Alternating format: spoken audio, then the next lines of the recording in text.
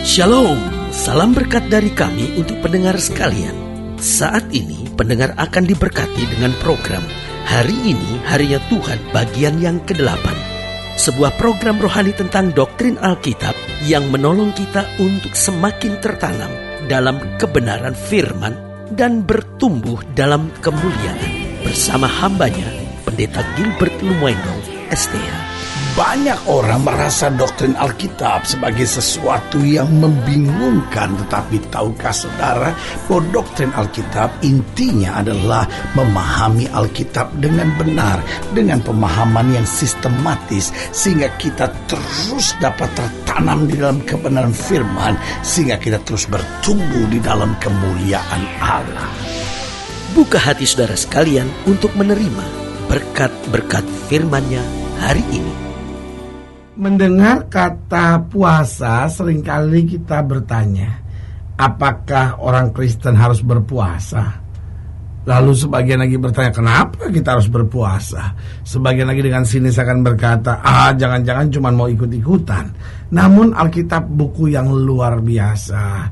Kenapa Alkitab buku yang luar biasa? Karena dari kurang lebih 1000 tahun sebelum Masehi, jadi kira-kira 3000 tahun lalu, dari mulai zaman Daud bahkan, Alkitab sudah bicara tentang berpuasa ini.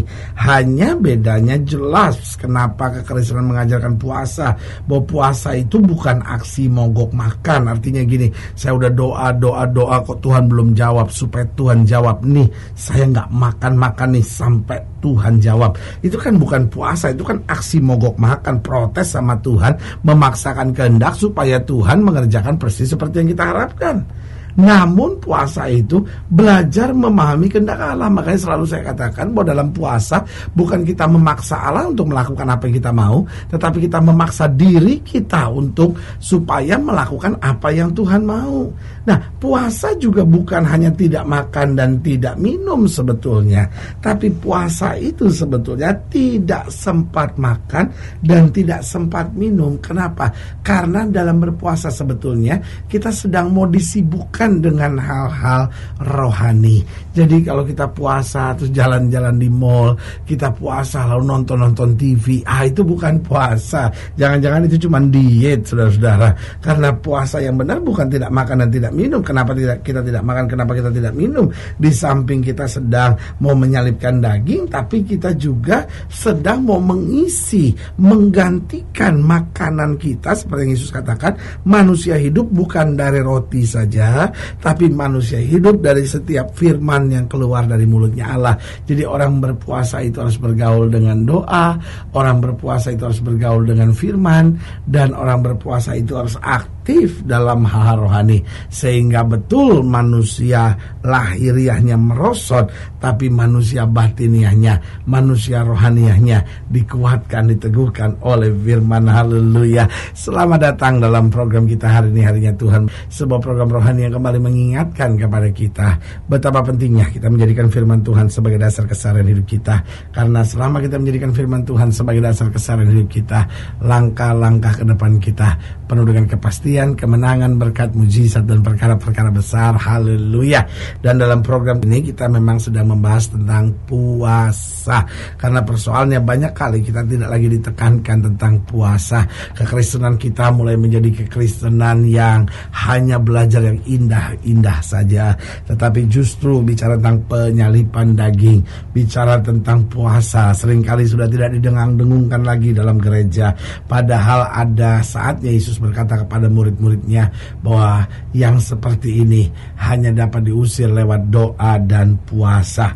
Nah, saudaraku yang kasih dalam Tuhan, dalam pembahasan kita tentang berpuasa, kita mau sama-sama belajar dari Yesaya pasal 58. Yesaya pasal 58 ayat yang pertama sampai ayat yang ke-12. Yesaya 58 ayat pertama sampai ayat yang ke-12. Demikianlah firman Tuhan di bawah judul perikop kesalehan yang palsu dan yang sejati. Yesaya 58 ayat 1 sampai 12. Demikian firman Tuhan. Serukanlah kuat-kuat, janganlah tahan-tahan. Nyaringkanlah suaramu bagaikan sangkakala. Beritahukanlah kepada umatku pelanggaran mereka dan dan kepada kaum keturunan Yakub dosa mereka. Memang setiap hari mereka mencari aku dan suka untuk mengenal segala jalanku, seperti bangsa yang melakukan yang benar dan yang tidak meninggalkan hukum Allahnya. Mereka menanyakan aku tentang hukum-hukum yang benar. Mereka suka mendekat menghadap Allah, tanyanya, mengapa kami berpuasa dan engkau tidak memperhatikan juga? Mengapa kami merendahkan diri dan engkau tidak mengindahkan juga? Sesungguhnya pada hari puasamu engkau masih tetap mengurus urusanmu, dan kamu mendesak-desak semua buruhmu. Sesungguhnya kamu berpuasa sambil berbantah dan berkelahi serta memukul dengan tinju, dengan tidak semena-mena. Dengan caramu berpuasa seperti sekarang ini, suaramu tidak akan didengar di tempat tinggi. Sungguh-sungguh inikah berpuasa yang kukehendaki, dan mengadakan hari merendahkan diri. Jika engkau menundukkan kepala seperti gelaga dan membentangkan kain karung dan abu sebagai lapik tidur, sungguh-sungguh itukah yang kau sebutkan berpuasa? Mengadakan hari yang berkenan pada Tuhan? Bukan. Berpuasa yang kukehendaki ialah supaya engkau membuka belenggu-belenggu kelaliman dan melepaskan tali-tali kuk, supaya engkau memerdekakan orang yang teraniaya dan mematahkan setiap kuk, supaya engkau memecah-mecahkan rotimu bagi orang yang lapar dan membawa ke rumahmu orang miskin yang tidak punya rumah. Dan apabila engkau melihat orang telanjang, supaya engkau memberi dia pakaian dan tidak menyembunyikan diri terhadap saudaramu sendiri. Pada waktu itulah terangmu akan merekas seperti fajar dan lukamu akan pulih dengan segera. Kebenaran menjadi barisan depanmu dan kemuliaan Tuhan barisan belakangmu. Pada waktu itulah engkau akan memanggil dan Tuhan akan menjawab. Engkau akan berteriak minta tolong dan Ia akan berkata, ini aku. Apabila engkau tidak mengenakan kuk kepada sesamamu dan tidak lagi menunjuk-nunjuk orang dengan jari dan memfitnah, apabila engkau menyerahkan kepada orang lapar apa yang kau inginkan sendiri dan memuaskan hati orang yang tertindas, maka terangmu akan terbit dalam gelap dan kegelapanmu akan seperti rembang tengah hari. Tuhan akan menuntun engkau senantiasa dan akan memuaskan hatimu di tanah yang kering dan akan membaharui kekuatanmu. Engkau akan seperti taman yang diairi dengan baik dan seperti mata air yang tidak pernah mengecewakan. Engkau akan membangun reruntuhan yang sudah berabad-abad dan akan memperbaiki dasar yang diletakkan oleh banyak keturunan. Engkau akan disebut yang memperbaiki tembok yang tembus, yang membetulkan jalan supaya tempat itu dapat dihuni. Nah, saudaraku yang kekasih dalam Tuhan, ayat-ayat ini menggambarkan kepada kita bahwa hidup Kristen adalah hidup yang diajarkan Tuhan untuk berpuasa yang berkenan. Berpuasa yang berkenan bukan sekadar tidak makan dan tidak minum, tetapi berpuasa yang kehendaki kata Alkitab, supaya engkau membuka belenggu-belenggu kelaliman, supaya melepaskan tali-tali kuk, supaya engkau memerdekakan orang yang teraniaya dan mematahkan setiap kuk. Jadi berpuasa yang pertama, hubungan saya dengan Tuhan diperbaiki.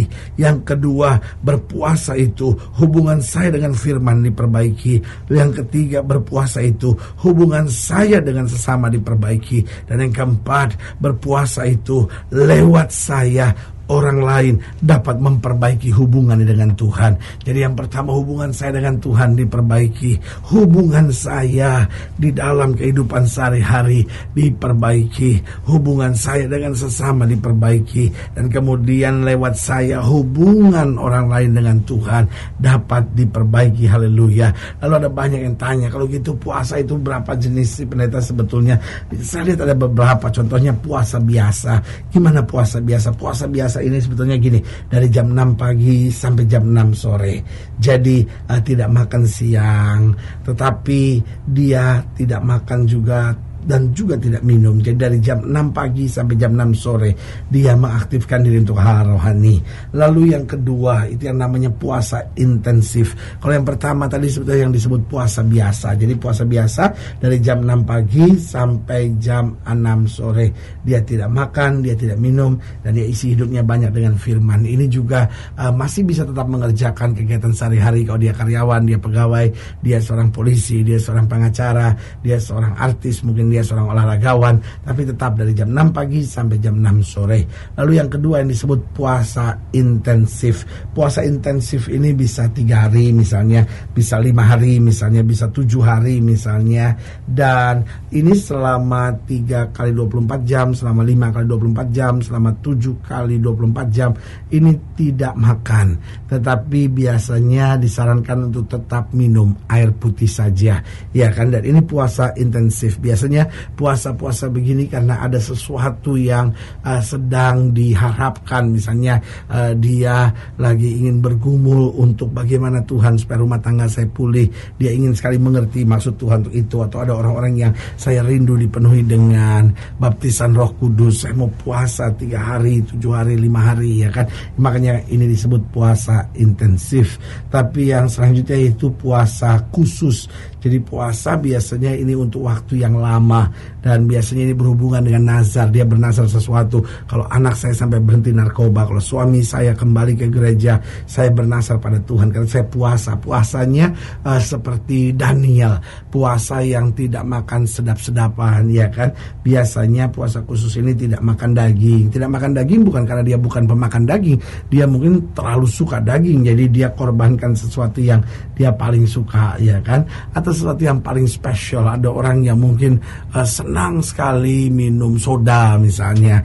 Ada orang tertentu senang sekali minum kopi, dan dia betul-betul gak bisa lepas, dia harus minum kopi. Dan dalam puasa khususnya dia bernazar sama Tuhan. Tuhan, sebelum saya mengerti kehendak Tuhan tentang ini, sebelum saya melihat sesuatu yang Tuhan kerjakan ini dalam hidup saya berpuasa tidak minum kopi misalnya, saya berpuasa tidak makan daging. Pokoknya sesuatu yang paling kita suka, itu yang kita korbankan. Yang keempat ini yaitu puasa mematikan perbuatan-perbuatan daging. Jadi puasa ini adalah puasa 40 hari, tidak makan tetapi tetap minum. Dan biasanya puasa 40 hari ini tidak lagi udah mengerjakan pekerjaan sehari-hari. Ini sudah ada di tempat khusus, di tempat retreat tertentu, atau mungkin ada di gunung misalnya. Nah, gunung di sini bukan berarti di gua, bukan, maksudnya di villa di gunung, berdoa sama Tuhan, ya kan. Pokoknya di satu tempat di mana memang dia mengkhususkan diri untuk mengalami perjumpaan dengan Tuhan. Dia doa, dia baca Alkitab, karena memang di saat seperti itu tubuh akan sangat lemah sekali, dan dia hanya dikuatkan dengan air putih, tetapi imannya akan terus dikuatkan. Dan ada banyak hal yang Tuhan nyatakan, dan di sini perbuatan-perbuatan daging dikikis sampai kita dapat berkata, sungguh Kristus mengambil alih kehidupan saya, sehingga hidup saya sekarang dipenuhi oleh kuasa Kristus. Haleluya. Dan saudara yang kasih dalam Tuhan, jika saya dilayani lebih jauh, hubungi kami melalui telepon, hubungi kami melalui surat, kunjungi website kami, karena kami ada untuk membawa Bapak Ibu sudah senantiasa lebih dekat pada Tuhan dan mengalami kasih kuasa mujizat yang luar biasa. Haleluya. Secara khusus melalui program ini juga saya mau berdoa buat setiap saya yang sakit, setiap saya yang berbeban berat, karena saya percaya bahwa bagi Allah tidak ada perkara yang mustahil. Dan saudara-saudara yang didoakan secara khusus, boleh taruh tangan kanan saudara di dada, dan kita akan berdoa. Mari kita berdoa. Bapa, dalam nama Yesus, hamba doa buat yang sakit, hamba doa buat yang berbeban berat, hamba doa untuk setiap mereka yang sedang menghadapi masa-masa yang sukar, karena hamba percaya bahwa bagi Allah tidak ada perkara yang mustahil. Bapa, hamba berdoa di dalam nama Yesus, Tuhan jamah mereka juga yang taruh tangan kanannya di dada. Tuhan jamah di dalam nama Yesus, anugerah kasih berkat kuasa Tuhan boleh mengalir sempurna dalam kehidupan mereka. Di dalam nama Yesus kami berdoa. Haleluya. Amin. Saudara yang kasih dalam Tuhan, kita sudah berdoa. Ingat, tidak pernah Allah lalai menepati janjinya. Inilah saatnya buat kita untuk bangkit, bersemangat, bersukacita dalam menghadapi segala perkara, karena kita tahu Yesus hidup, Yesus berkuasa, dan selalu menyediakan yang terbaik buat anak-anaknya. Doa saya menyertai saudara. Sampai berjumpa pada program berikut, dan jangan lupa jadikan hari ini harinya Tuhan. Haleluya.